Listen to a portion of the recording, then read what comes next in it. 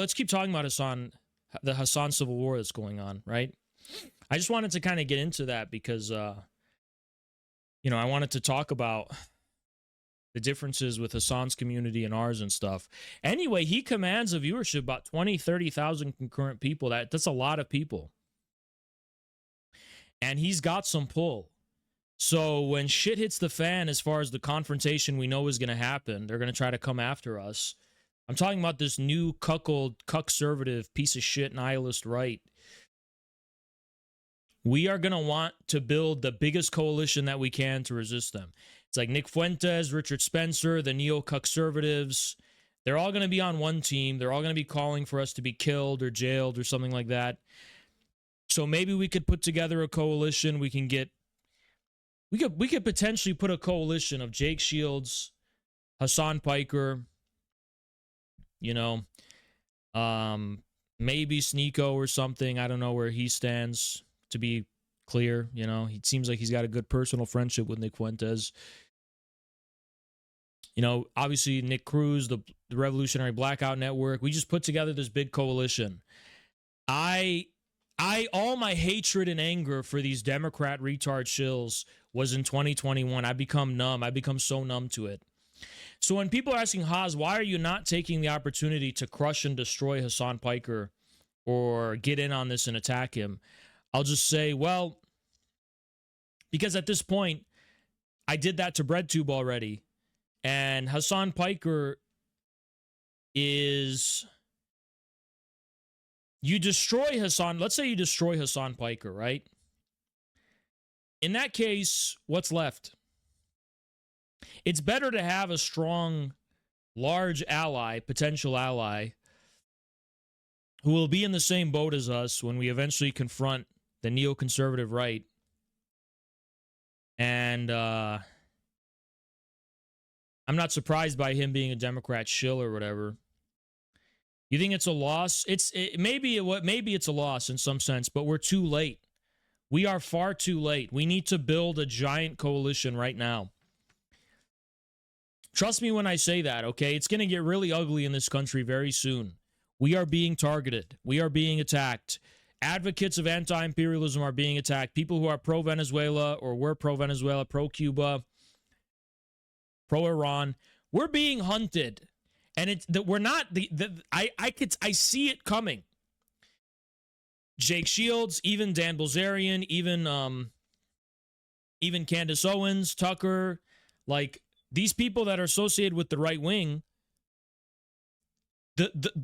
I see the moves that are being made against them to eventually label them as traitors, label them as foreign agents, persecute them, and try to build as much popular consensus against them as possible. And it's going to be off the backs of this neo-nihilistic, you can call it whatever you want. It's a neo-fascist, nihilist, neo-conservative right wing.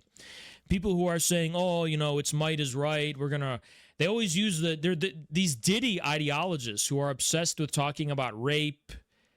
When Maduro was captured, there was so much sexual weird rape fantasies these people were pulling. They love to see this old man, tied up or whatever.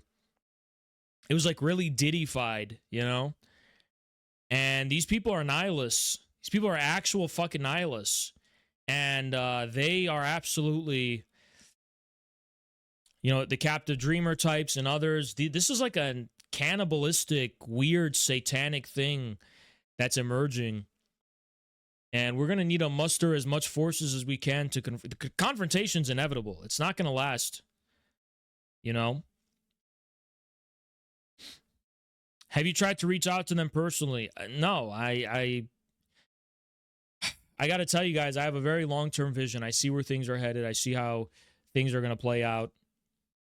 And short-term, yeah, let's rage against Hasan Piker for being a Democrat shill for sure, But long-term, I'm seeing ahead. I'm seeing where things are going. And I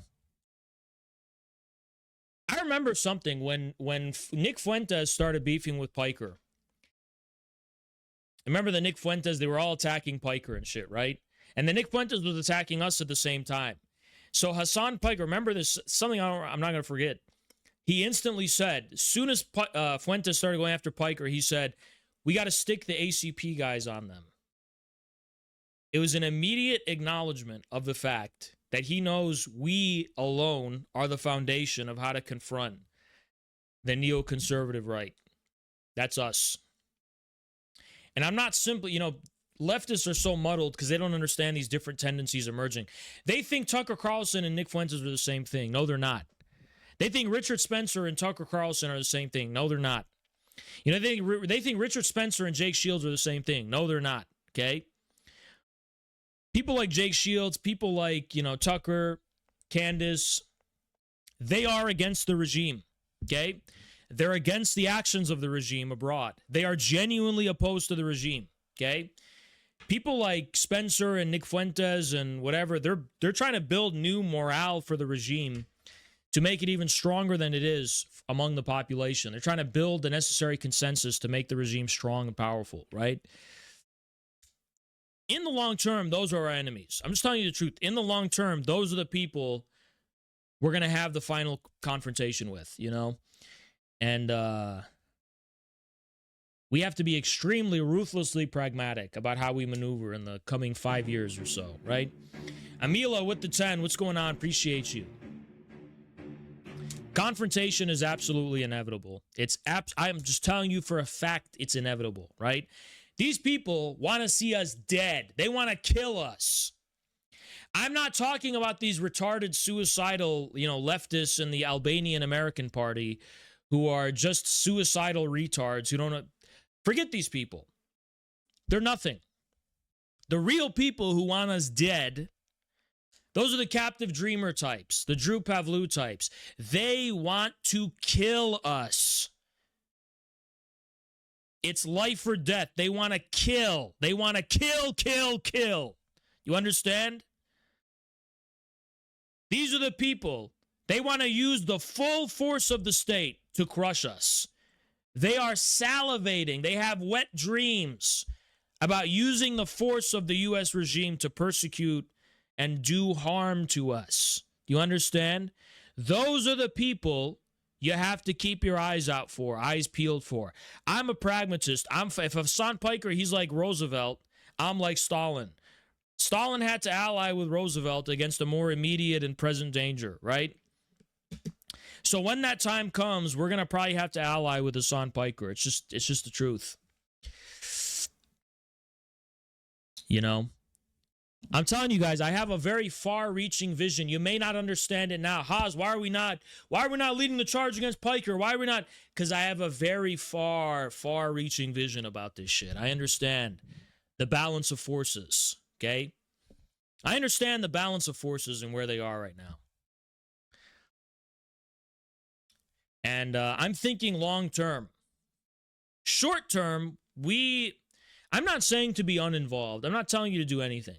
Okay, I'm just telling you, this is a complicated fucking situation. I mean, I'm with Nick Cruz. I'm with the principled people calling Hasan Piker out. Don't get me fucking wrong. I'm with them. And I will continue to amplify them and spread their message to the high heavens, okay? But my angle that I'm coming from is I don't want to destroy Piker. I want there to be like a rational lobby within the Piker community. Not us. Don't do this work yourselves, guys. We're not Piker fans. But I want there to emerge within the Piker community a rational voice that lobbies for breaking with the Democrats. And when Hasan Piker eventually gets kicked out of the Democratic Party, you know what? I want him to have plausible deniability. You guys may fucking freak out that I'm saying this. When Hasan Piker, when all of it blows up in his face, what I want him is to have an out. I want him to be like, okay, I'm going to pursue a different strategy now. Because he's more useful to us alive than dead, so to speak. Do you understand? It's going to be inevitable that the Democrats kick his ass out. When that happens, do we want him to tap out and get demoralized and fucking be gone? Or do we want him to have an out and like, oh, okay, I kind of saw this as possibly coming. Here's my contingency plan. I'm going to join this coalition, right? If he brings his giant following and his giant audience and to that coalition, that's good for us. Whereas if Hasan Piker balkanizes, which is what's happening right now, it's probably going to happen. He's going to balkanize. He's going to balkanize for sure, okay? That's what's happening. He's balkanizing. It's a civil war. There's a balkanization of the Hasan Piker community going on right now. Who is going to like be the dominant force? Who is going to be if Hasan Piker's empire balkanizes, where is that going to go? What's the I feel like, you know what I'm fucking worried about? I'm worried that the majority are going to go straight to the Drew Pavlou, captive dreamer, liberal left, Cat Abu Ghazala, and there's going to be no prominent voice. I'm gonna go out on a limb and say some shit. Piker, for no reason that has anything to do with grassroots pressure, has pro-China views. That's literally just him being autistic. He is autistically pro-Soviet Union, and he has autistically motivated pro-tanky tendencies that come from his own autism. Do you guys have a fucking understanding of what that means? That means when he's taken out, or if he's taken out, it's not inevitable that from his community there's going to rise those tanky tendencies. It doesn't come from his community. In fact, the tanky tendencies in his community, I think they come from him. It's only because of his own autism of wanting, like LARPing the, Red Army and shit. That's where it comes from. Okay? So we are China right now, and we're looking at the dissolution of the Soviet Union. That's the truth. And the Chinese did not want to see the Soviet Union dissolved. They were starting to be like, okay, look, we've had our differences with you. We disagree with you vehemently, but you should start fixing your shit and not collapse the whole fucking thing, right? I'm Deng Xiaoping right now, and Hasan is going the way of Gorbachev. Do I want to see the 20,000, 30,000 live concurrent audience that's being pumped with tanky propaganda here or there sprinkled with it? Do I want to see that totally destroyed and scattered to the winds? Well, we could definitely maneuver and survive that situation for sure. But I would prefer that Piker just fixes his shit and brings his massive empire to us. And, that's what I would prefer, so that we could take on the clear and present danger of the enemy that's at our gates, so to speak.